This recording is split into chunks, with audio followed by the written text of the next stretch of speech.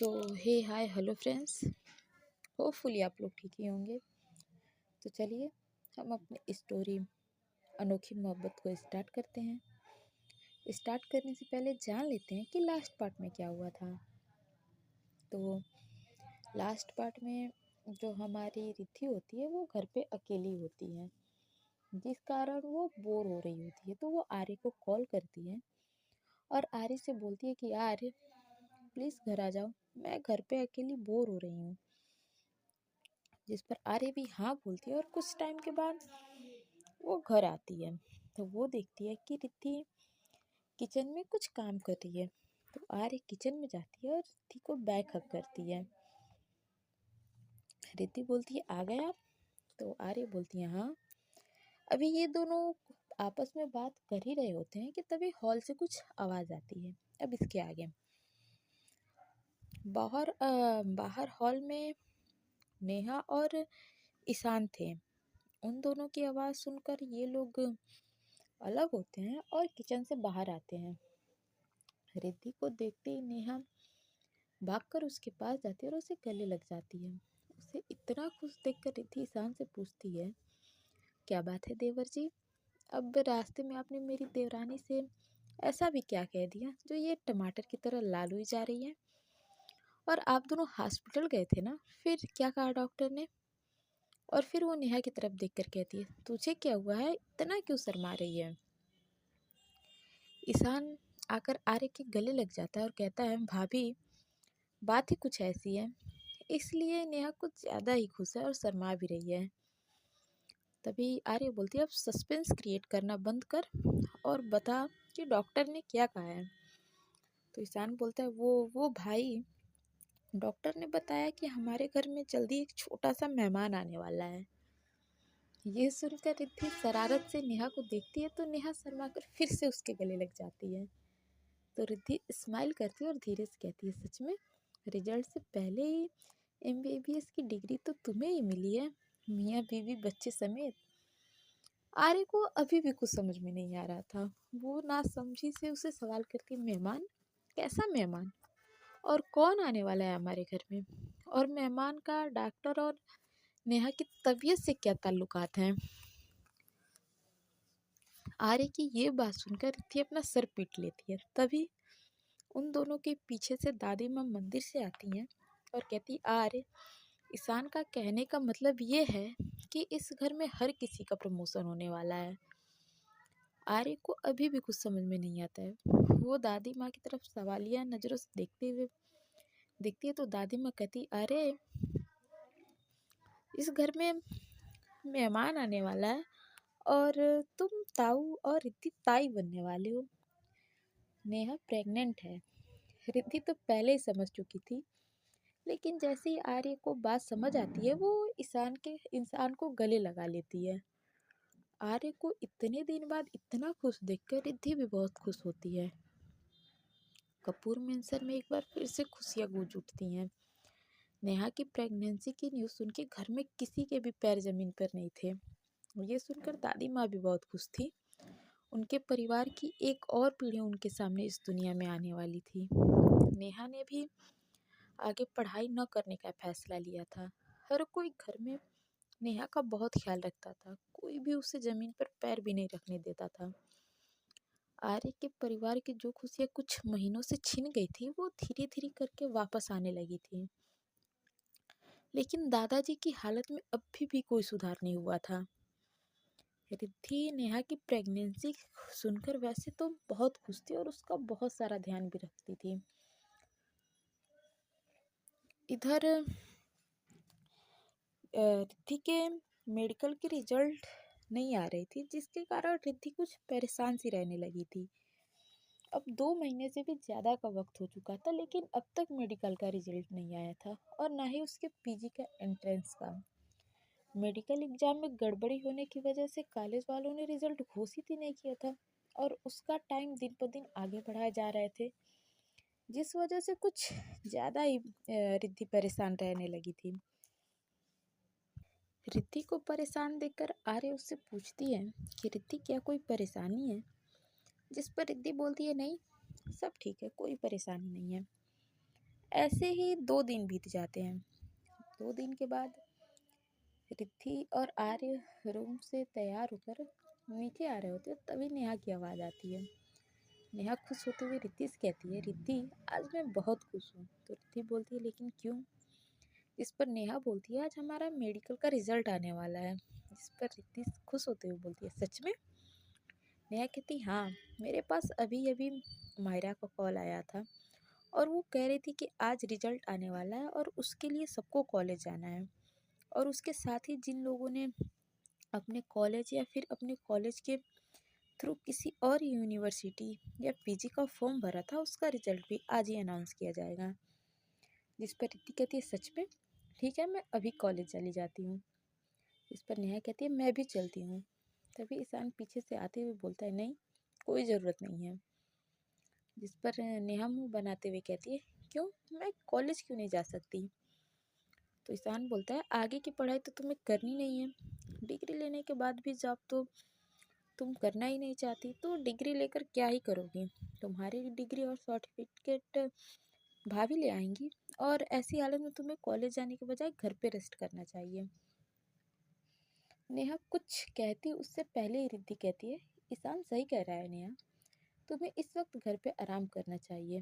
तेरे लिए इस वक्त कॉलेज जाना ठीक नहीं है, तो घर पर आराम कर, मैं तेरे सारे सर्टिफिकेट वगैरह सब ले आऊँगी, तो टेंशन मत ले।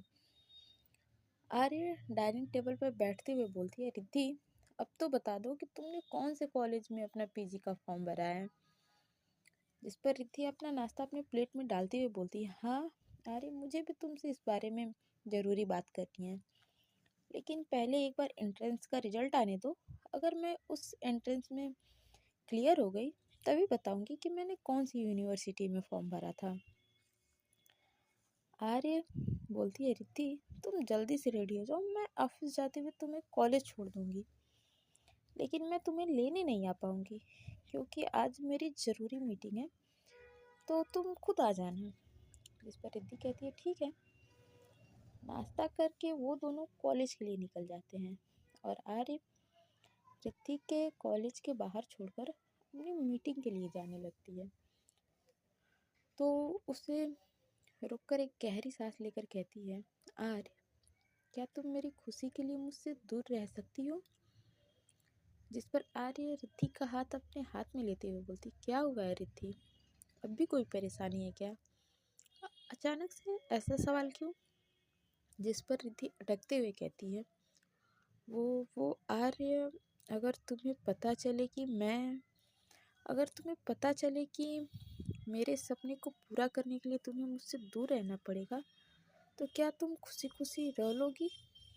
जिस पर आर्य उसके फेस को अपने हाथ में थामते हुए कहती है, मिसेस कपूर, वैसे तो मैं आपसे एक पल भी दूर नहीं रह सकती, लेकिन अगर बात आपकी खुशी की होती है तो मैं आपसे भी दूर रह लूँगी।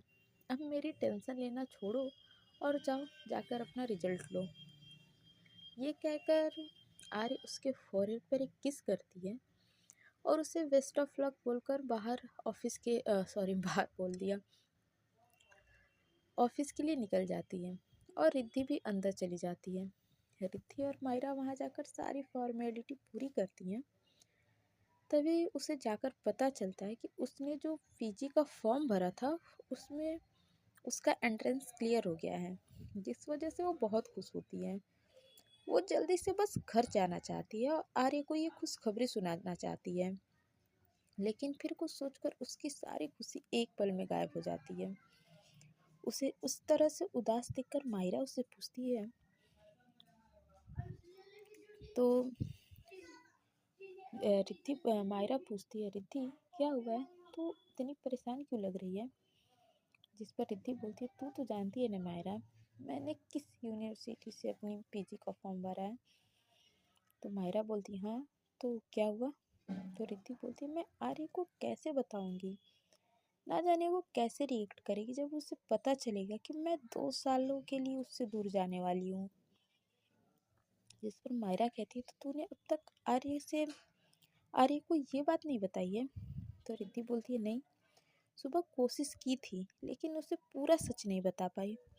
उसे तो अब तक ये भी नहीं पता कि मैंने पीजी का एंट्रेंस ऑस्ट्रेलिया यूनिवर्सिटी से दिया हुआ है। अगर आर्य मेरे दूर जाने के लिए नहीं मानी तो क्या होगा? जिस पर मायरा उसे हौसला देते हुए बोलती है, तू चिंता मत कर, आर्य मान जाएगी, क्योंकि ये सिर्फ तेरा ही नहीं बल्कि उसका भी सपना है। तो रिद्धि बोलती है, सुबह तो वो कह रही थी कि मेरी खुशी के लिए मुझसे दूर भी रह लेगी, और वो अगर नहीं मानी तो कोई बात नहीं, फिर मैं यहीं से किसी मेडिकल कॉलेज में अपनी पीजी कंप्लीट कर लूँगी। तो मायरा बोलती है, लेकिन तू आज आर्य से बात ज़रूर कर लेना, तुझे अगले हफ्ते ऑस्ट्रेलिया जाना होगा, जानती है ना? जिस पर रिद्धि कहती है, हाँ जानती हूँ, आज मुझे आर्य को सब कुछ सच सच बताना ही होगा, उसके बारे में उसका जो भी फैसला होगा मैं उसे मान लूँगी। जिस पर मायरा कहती है, चल मैं घर चलती हूँ, घर जाकर सबको ये गुड न्यूज़ दे दूँ कि फाइनली मैं डॉक्टर बन गई हूँ। तब तक तू सारी फॉर्मेलिटीज़ आज ही पूरी कर दे। ये बोलकर मायरा घर चली जाती है और रिद्धि अपना अधूरा काम पूरा करने में लग जाती है। सारी फॉर्मेलिटीज़ पूरी करके वो कॉलेज से बाहर आकर खड़ी होती है और कार का इंतज़ार करने लगती है, क्योंकि उसे पहले ही पता था कि आर्य उसे लेने नहीं आ पाएगी, इसलिए उसने ड्राइवर को फ़ोन करके अपनी कार मंगवा ली थी। वो अपनी कार का इंतज़ार कर ही रही थी कि तभी उसके पीछे से किसी की आवाज़ आती है, हाय स्वीट हार्ट। ये आवाज़ सुनकर रिद्धि की आंखें फिर से गुस्से से लाल हो जाती हैं। उसने गुस्से से अपनी मुठिया कसी और पीछे मुड़ती है तो सामने कुणाल खड़ा था। रिद्धि गुस्से से उसे घूरते हुए बोलती है, तुम यहाँ क्या कर रहे हो कुणाल? तुम्हें पता है आर्य तुम्हें पागलों की तरह ढूंढ रही है। जिस दिन तुम आर्य के हत्थे लग जाए ना, उस दिन वो तुम्हें जिंदा नहीं छोड़ने वाली है। जिस पर कुणाल अपनी कुणाल स्माइल करते हुए बोलता है, तुम्हारी वो सो कॉल्ड बीवी चाहकर भी मुझे नहीं ढूंढ पाएगी। मैं उसके सामने हूँ, लेकिन फिर भी वो मुझ तक नहीं पहुँच पा रही है, बेचारी। जिस पर रिद्धि कहती है, मेरे पास तुम्हारी ये घटिया बकवास सुनने के लिए टाइम नहीं है, हटो, मेरा रास्ता छोड़ो और मुझे जाने दो। जिस पर कुणाल ये सुनकर उसके आगे खड़ा हो जाता है और बोलता है, अरे अरे स्वीट हार्ट, ऐसे कैसे जाने दूँ? तुम्हारे पास मेरे लिए टाइम नहीं है, ठीक है, लेकिन मेरे पास तो तुम्हारे लिए टाइम है ना। जिस पर रिद्धि गुस्से से चिल्लाते हुए बोलती है, कुणाल, मेरा रास्ता छोड़ो, वरना तुम्हारे लिए अच्छा नहीं होगा। मैं अभी पुलिस को फ़ोन करती हूँ। ये कहकर जैसे ही वो अपना फ़ोन निकालती है, तभी कुणाल झट से उसके हाथ से फ़ोन छीन लेता है और उसका हाथ पकड़ते हुए बोलता है, फिलहाल तो तुम मेरी बात सुनो, वरना तुम्हारे और तुम्हारी बीवी के लिए अच्छा नहीं होगा। ये सुनकर रिद्धि शांत हो गई और बोलती है, क्या किया तुमने आर्य के साथ? तो कुणाल बोलता है, अभी तो कुछ नहीं किया, लेकिन मैं बहुत कुछ कर सकता हूँ। जानना चाहती हो कि मैं क्या क्या कर सकता हूँ? जिस पर रिद्धि बोलती है, ये बकवास करना बंद करो, मुझे तुम्हारी खोखली धमकियों से नहीं डर लगता। हिम्मत है तो उसके सामने आओ और ये बात करके दिखाओ। जिस पर कुणाल बोलता है, ये बार बार उसके सामने आने का गुणगान करना बंद करो। अगर वो इतनी पावरफुल होती तो अब तक मुझे कब का पकड़ चुकी होती। मैं उसकी पकड़ से तब तक बाहर हूँ, इसका मतलब ये है कि वो कुछ भी नहीं कर सकती, वो चाह कर भी मेरा कुछ नहीं बिगाड़ सकती, लेकिन मैं उसका बहुत कुछ बिगाड़ सकता हूँ। जिस पर रिद्धि बोलती है, तुम कहना क्या चाहते हो? तो कुणाल बोलता है, कहने में क्या रखा है, चलो मैं तुम्हें लाइव दिखाई देता हूँ। तुम मेरी बात पर तो विश्वास होगा नहीं, इसलिए मेरा फ़ोन लो और ये वीडियो देखो। ये कहकर वो अपना फ़ोन रिद्धि की तरफ बढ़ा देता है। रिद्धि उसका फ़ोन अपने हाथ में लेती है और देखती है कि उसमें एक वीडियो चल रही है। वीडियो को देखती वो हैरान हो जाती है, उसकी आंखें हैरानी से बड़ी हो जाती है और उसके फेस पर गुस्सा आ जाता है। रिद्धि गुस्से में आकर उसका कॉलर पकड़कर जोर से चिल्लाती है, ये सब क्या है कुणाल? तुम्हारी हिम्मत कैसे हुई आर्य के साथ ऐसा कुछ करने की? अगर आर्य को कुछ भी हुआ ना, अगर उसे जरा सी खरोच भी आई, तो मैं तुम्हारी जान लेने में एक पल नहीं लगाऊंगी। जिस पर कुणाल रिद्धि से अपना कॉलर छुड़वाते हुए कहता है, पहले अपनी वाइफ की जान तो बचा लो मेरी जान। मेरी जान लेने की कोशिश बाद में करना। तुम्हारी वाइफ गन पॉइंट पर है और देखो, उसे तो पता भी नहीं है कि अगले पल उसके साथ क्या होने वाला है, और तुम यहाँ मेरी जान लेने की बात कर रही हो। दरअसल वो वीडियो एक होटल के गार्डन का था जहाँ पर आर्य किसी के साथ मीटिंग कर रही थी, और उसकी टेबल से काफ़ी दूर पर एक आदमी उसे गन पॉइंट पर लिए हुए था, और वो किसी की नज़रों में भी नहीं आ रहा था। ये वीडियो देखकर ऋतिक के हाथ कांपने लगे थे। वह अपने वो कांपते हुए बोलती है, कुणाल तुम ऐसा कुछ नहीं करोगे। जिस पर कुणाल बोलता है, ठीक है, मैं तुम्हारी बात मान लेता हूँ। आखिर कभी तुमसे प्यार किया था मैंने। जिस पर रिद्धि बोलती है, तुम गलत कर रहे हो कुणाल, मैं कोई तुमसे प्यार नहीं करती। जिस पर कुणाल कहता है, हाँ सही कह रही हो तुम मेरा प्यार नहीं हो, बल्कि तुम तो मेरे लिए सिर्फ और सिर्फ आर्य से नफरत निभाने का एक जरिया हो। मैं जानता हूँ कि आर्य तुमसे बेहद प्यार करती है, और अगर तुम उससे दूर हो गई तो वो टूट जाएगी, और उसे तोड़ना ही तो हम दोनों भाई बहन का सपना है। वो एक बार अपने प्यार से दूर होना बर्दाश्त कर गई, लेकिन अब की बार नहीं कर पाएगी। मैं उसे तोड़ना चाहता हूँ, उससे सब कुछ छीनना चाहता हूँ, क्योंकि उसकी वजह से आज मैं और मेरी बहन से बहुत कुछ छिन गया है। बहुत गुरूर है ना तुम दोनों के एक दूसरे पर, तो तुम दोनों का गुरूर तोड़ना मेरी जिंदगी का मकसद बन चुका है। ये सुनकर रिद्धि गुस्से से चिल्लाते हुए बोलती है, तुम ऐसा कुछ नहीं करोगे कुणाल। तुम आर्य से इतनी नफरत क्यों करते हो? क्या आर्य से नफरत तुम्हारे लिए इतनी बड़ी है कि तुम हम सबकी जिंदगियों से खेलने को तैयार हो? क्या तुम्हारे लिए किसी की जिंदगी का कोई मोल नहीं है? जिस पर कुणाल कहता है, आर्य की बर्बादी मेरे जीने का मकसद है, और जब तक मैं अपने मकसद में कामयाब नहीं हो जाता, मैं सुकून से नहीं रह सकता हूँ। और अपना सुकून पाने के लिए अगर मुझे और भी जिंदगियों से खेलना पड़ा तो मैं खेलूंगा, किसी की भी परवाह नहीं करूंगा। जिस पर रिद्धि उसे समझाते हुए बोलती है, देखो कुणाल, ठंडे दिमाग से मेरी बात समझने की कोशिश करो। इस नफरत में कुछ नहीं रखा है। छोड़ दो इस नफरत के खेल को। इस नफरत से किसी को कुछ हासिल नहीं होगा। तो कुणाल बोलता है, तुमसे किसने कहा कि किसी को कुछ हासिल नहीं होगा? सुकून मिलेगा मुझे, सुकून, समझी तुम? तो रिद्धि बोलती है, तुम यहाँ गलत हो। तुमने जो आर्य और मेरे साथ किया वैसे तो उसकी कोई माफ़ी नहीं है, लेकिन फिर भी मैंने तुम्हें उन सब के लिए माफ़ कर दिया। लेकिन जो तुमने दादाजी के साथ किया वो गलती नहीं बल्कि गुनाह है, और उस गुनाह की सज़ा तुम्हें ज़रूर मिलनी चाहिए। लेकिन फिर भी मैं आर्य के लिए तुम्हारे इस गुनाह को भी माफ़ करने के लिए तैयार हूँ। तुम आर्य और मेरा पीछा छोड़ दो। आर्य से दुश्मनी निभाने के चक्कर में तुम ऑलरेडी बहुत कुछ गलत कर चुके हो, लेकिन अब और कुछ गलत मत करो। मान जाओ और ये सब छोड़ दो। तो कुणाल कहता है, ठीक है, मान लेता हूँ तुम्हारी बात, खत्म करता हूँ ये दुश्मनी। ये सुनकर रित्ती के फेस पर एक स्माइल आ जाती है। तो जो वो जब कुणाल की अगली बात सुनती है तो उसकी हंसी तुरंत गायब हो जाती है। वो बोलता है, लेकिन मैं इतनी आसानी से तुम्हारी बात मान लूँ, ये तो नहीं हो सकता।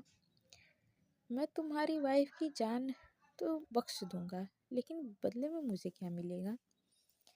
जिस पर रिद्धि गुस्से से कहती है, सही कहते हैं लोग कि चोर चोरी से जाए पर हेरा फेरी से ना जाए, और तुम भी तो चोर की तरह हो। खैर छोड़ो, इन सब बातों का कोई मतलब नहीं है, तो सीधे मुद्दे की बात करते हैं। तो कुणाल बोलता है, ओहो एटीट्यूड, कमाल है। तुम भी उस आर्य की तरह ही बातें करने लगी हो। जिस पर रिद्धि बोलती है, बकवास बंद करो और ये बताओ कि क्या चाहते हो तुम। जिस पर कुणाल बोलता है, तुम्हें। जिस पर रिद्धि हैरानी से बोलती है, क्या मतलब है तुम्हारा। तो ईशान बेशर्मी से कहता है, स्वीट हार्ट, ज़्यादा कुछ नहीं, बस तुम्हारी एक रात। जिस पर रिद्धि को और गुस्सा आता है, वो जोर से बोलती है, ईशान सॉरी कुणाल, तुम्हारी हिम्मत कैसे हुई ये सब कहने की। तो कुणाल बोलता है, ठीक है, नहीं कहता। अब बस मेरा एक फ़ोन और तुम्हारी वाइफ इस दुनिया से उठ जाएगी, फिर बनती रहना ये सती सावित्री। ये कहकर जोर जोर से हंसने लगता है। जिस पर रिद्धि कहती है, तुम ऐसा कुछ नहीं करोगे कुणाल। तो कुणाल कहता है, तुम मेरी बात मान लो, मैं तुम्हारी बात मान लूँगा। तो रिद्धि रोते हुए कहती है, तुम ऐसा क्यों कर रहे हो कुणाल। तो कुणाल बोलता है, कितनी बार बता चुका हूँ, बार बार एक ही सवाल पूछकर थक नहीं जाती हो। अब ये रोना धोना बंद करो। तुम चाहती हो कि मैं फ़ोन करूं और आर्य। जिस पर रिद्धि बोलती है, नहीं। तो कुणाल रिद्धि से कहता है, तो जल्दी से अपने आंसू पोंछो और मुस्कुराओ, ताकि लोगों को देखकर यह न लगे कि मैं तुम्हें परेशान कर रहा हूँ। कुणाल रिद्धि के साथ खड़ा होकर बातें कर ही रहा था कि तभी रिद्धि की गाड़ी आ जाती है और ड्राइवर उसे चलने के लिए कहता है। लेकिन कुणाल के इशारे पर रिद्धि ड्राइवर को मना कर देती है और ड्राइवर गाड़ी लेकर चला जाता है। गाड़ी के जाते ही कुणाल उसकी तरफ देखकर अपनी दोनों दोनों बाहें फैलाता है और उससे कहता है, जाने मन, एक बार आकर मेरे गले तो लग जाओ, कितने दिन हो गए तुम्हें गले लगाए हुए। सो फ्रेंड्स, आज के पार्ट में बस इतना ही। मिलते हैं नेक्स्ट पार्ट में और जानते हैं कि आने वाले पार्ट में क्या होता है। तब तक के लिए bye bye, tata, take care and आप लोग अपना ध्यान रखिए। बाय।